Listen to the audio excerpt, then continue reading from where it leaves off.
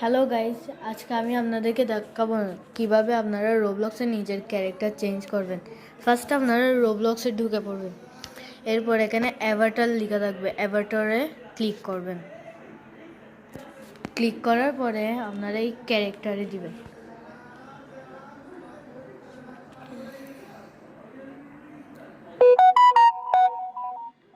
আমার এই জনকে ভালো লাগছে, জন দিলাম।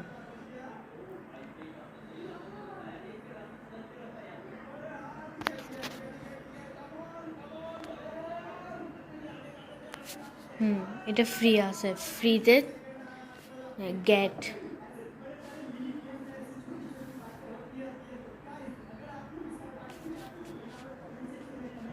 দেন কাস্টমাইজ